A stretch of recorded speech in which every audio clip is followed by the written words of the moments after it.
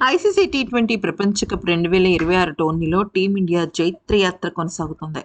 వరుసగా 4వ మ్యాచ్లోనూ కూడా సూర్యకుమార్ యాదవ్ సారథ్యంలోని భారత జట్టు విజయం సాధించింది. అహ్మదాబాద్ వేదికగా జరిగిన తమ ఆఖరి లీగ్ మ్యాచ్లో సమిష్టిగా రాణించిన టీమిండియా 17 పరుగుల తేడాతో నెదర్లాండ్స్ను ఓడించింది. నిజం చెప్పాలంటే ఇక్కడ ఒక విషయాన్ని మనం ఖచ్చితంగా ఒప్పుకోవాలి. పాకిస్తాన్ లాంటి కొద్దిగా మెరుగైన జట్టు కంటే కూడా ఈ పసికున్న జట్లైన నెదర్లాండ్స్, అలాగే యుఎస్ఏ లాంటి జట్లు భారత్‌ని ఎక్కువగా ప్రెషర్‌లోకి తీసుకొస్తున్నాయి. ఈ విజయంతో ఓటమెరుగని జట్టుగా గ్రూప్ ఏ నుంచి గ్రూప్ 8కు చేరింది.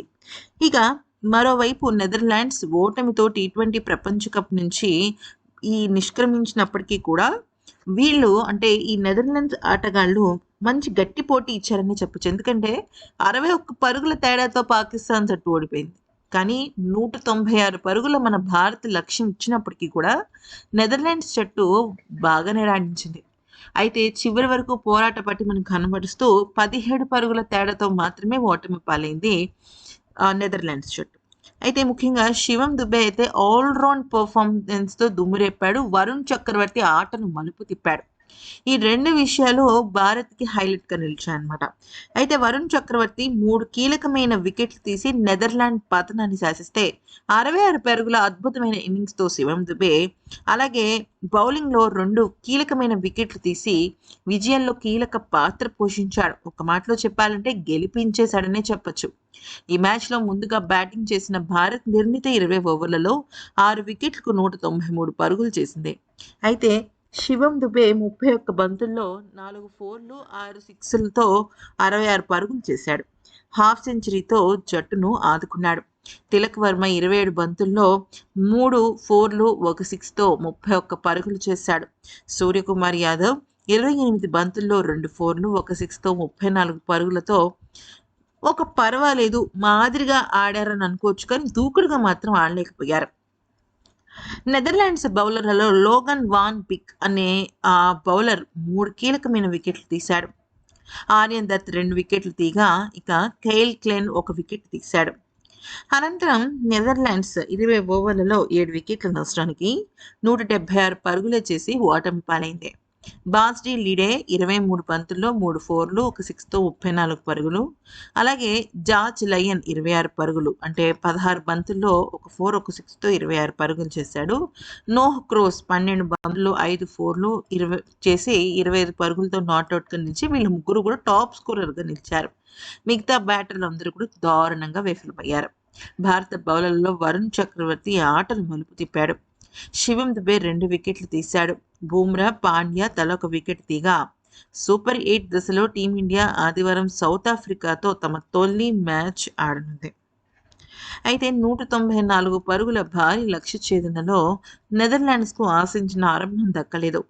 దూకుడుగా ఆడిన ఓపెనర్ మ్యాక్స్ ఓ డౌడ్ 20 పరుగులు చేసి వరుణ్ చక్రవర్తి చేతిలో క్లీన్ బౌల్డ్ అయిపోయాడు. దాంతో నెదర్లాండ్స్ పవర్ ప్లేలో వికెట్ నష్టానికి 36 పరుగులు చేసింది. ఇక హార్దిక్ పాండ్యా బౌలింగ్లో మరో opener Mitchell leave it out అవగా choline అకర్మన్ 23 పరుగులు చేసిన వ్యక్తిగత స్కోర్ వద్ద ఉన్నప్పుడు మళ్ళీ అదే వరుణ్ చక్రవర్తి క్యాచ్ అవుట్గా పెవిలియన్కు చేర్చాడు. ఇలాగ వరుసగా 2 కీలకమైన వికెట్లను వరుణ్ చక్రవర్తి తీసేశాడు. ఆ మరుసటి బంతికే ఆర్యన్ దత్ డకౌట్గా వెనుతిరక్క తనని కూడా వరుణ్ చక్రవర్తే క్లీన్ బౌల్ చేశాడు. ఇలా జస్ట్ 1 ఓవర్ తేడాతో వరుస పెట్టి నెదర్లాండ్స్ వికెట్లన్నింటినీ కూడా వరుణే తీసేశాడు. ఆచితూచి ఆడిన బాస్డీ లీడేను దుబే వెనక్కి పంపగా కెప్టెన్ స్కాట్ ఎడ్వర్డ్స్ను బూమ్రా క్లీన్ బౌల్ చేశాడు. అయితే ఎడ్వర్డ్స్ అప్పటికి 15 పరుగుల వ్యక్తిగత స్కోర్ వద్ద ఉన్నాడు. ఎప్పుడైతే కెప్టెన్ అవుట్ అయ్యాడో బూమ్రా చేతుల్లో నెదర్లాండ్స్ ఓటమి ఖరారైపోయింది. కానీ జార్జ్ లయన్, నోహ్ క్రోస్ దూకుడుగా ఆడుతూ భారత బౌలర్లపై ఎదురుదాడికి దిగారు. ఆఖరి ఓవర్లో నెదర్లాండ్స్ విజయానికి 28 పరుగులు అవసరం కాగా శివం దుబే 1 వికెట్ తీయడంతో పాటు 10 పరుగులే ఇచ్చి భారత విజయ లాంఛనాన్ని పూర్తి చేశాడు. అయితే ఈ ఓవర్లో లయన్ ఇచ్చిన 2 సునాయాసమైన క్యాచ్లను అటు సూర్య, ఇటు తిలక్ వర్మ ఇద్దరూ వదిలేశారు. ఆ మరుసటి బంతికే మరో క్యాచ్ ఇవ్వగా అది వాషింగ్టన్ సుందర్ అందుకున్నాడు. దాంతో హమ్మయ్య అని మన భారత జట్టు ఊపిరి పీల్చుకుంది. అయితే ఫ్రెండ్స్ ఇప్పుడు ఐసీసీ టీ20 ప్రపంచ కప్ 2026 టోర్నీలో లీగ్ మ్యాచ్లు ముగిసిపోయాయి. అంటే ఆల్మోస్ట్ తుది జట్టుకు దశకు చేరుకున్నాయి. మొత్తం 20 జట్లు బరిలోకి దిగిన ఈ టోర్నీ 8 టీమ్స్ ముందుగా అంటే 20 జట్లు దిగారు. ఆల్మోస్ట్ 12 జట్లు ఇంటికెళ్ళిపోయాయి. ఓకే. 8 జట్లు మాత్రమే ముందడుగు వేశాయి. 20 జట్లను మొత్తం 4 గ్రూపులుగా విభజించగా ప్రతి టీం తమ గ్రూప్‌లోని ప్రత్యర్థి జట్టుతో ఒక్కొక్క మ్యాచ్ ఆడింది. ఈ లెక్కన ప్రతి మ్యాచ్ 4 లీగ్ మ్యాచ్‌లు ఆడింది. అలాగే ప్రతి గ్రూప్‌లోని టాప్ 2 టీమ్స్ సూపర్ 8కు అర్హత సాధించేసాయి. అవునా? అయితే ఇక ఈ క్రమంలో గనుక మనం చూసినట్టయితే గ్రూప్ ఏలో Bharat, Pakistan, Namibia, Netherlands, America తలపడగా వరుసగా 3 మ్యాచ్‌లు గెలిచిన భారత్ గ్రూప్ టాపర్. 4 మ్యాచ్‌ల్లో 3 మ్యాచ్‌లు గెలిచిన పాకిస్తాన్ రన్నర్ అప్‌గా గ్రూప్ ఏ నుంచి భారత్ అలాగే పాకిస్తాన్ జట్లు సూపర్ 8కి చేరుకున్నాయి. అమెరికా, నెదర్లాండ్స్, నమీబియా టోర్నీ నుంచి నిష్క్రమించాయి. గ్రూప్ బిలో వరుసగా 3 మ్యాచ్లు గెలిచిన లంక 3 మ్యాచ్ల్లో 2 గెలిచి 1 ఓడడంతో జింబాబ్వే ఈ 2 జట్లు కూడా సూపర్ 8కి చేరుకున్నాయి.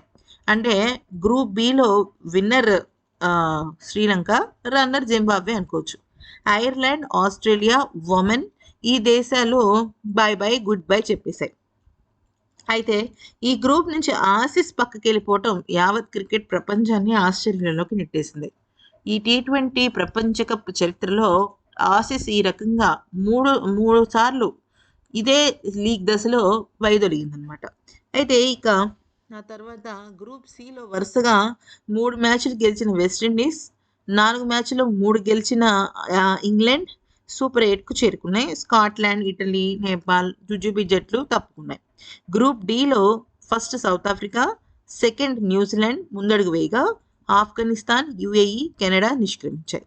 సో ఈ పరంగా చూసుకున్నట్టయితే గ్రూప్ ఏలో ఇవన్నీ జరిగాయి కదా. అయితే నెక్స్ట్ సూపర్ 8కు చేరిన జట్ల సీడింగ్ ప్రకారం 2 గ్రూప్స్గా విభజించారు. లీగ్ దశలో తలపడిన జట్లు సూపర్ 8లో తలపడరు. అంటే భారత్ అలాగే పాకిస్తాన్ జట్ల మధ్య మ్యాచ్ అయితే జరగదు ఇప్పుడు సూపర్ 8కి సంబంధించి. ఓకే. అంటే గ్రూప్ 1లో భారత్, జింబాబ్వే అలాగే వెస్టిండీస్, సౌత్ ఆఫ్రికా ఉండగా గ్రూప్ 2లో ఇంగ్లాండ్, న్యూజిలాండ్, పాకిస్తాన్, శ్రీలంక తలపడుతున్నాయి. ఓకే. సూపర్ 8లో ప్రతి జట్టు తమ గ్రూప్లోని ప్రత్యర్థితో ఒక్కొక్క మ్యాచ్ ఆడుతుంది. అంటే ప్రతి జట్టు 3 మ్యాచ్లు ఆడుతుంది. 2 గ్రూప్స్లో టాప్ 2 నిలిచిన జట్లు సెమీఫైనల్స్కి అర్హత సాధిస్తాయి. అంటే 4 జట్లు వెళ్తాయి అన్నమాట. ఓకే. అయితే ఇక ఫిబ్రవరి 21న New Zealand versus Pakistan group 2 Colombo. ఈ ఫిబ్రవరి 22న శ్రీలంక వర్సెస్ ఇంగ్లాండ్ గ్రూప్ 2.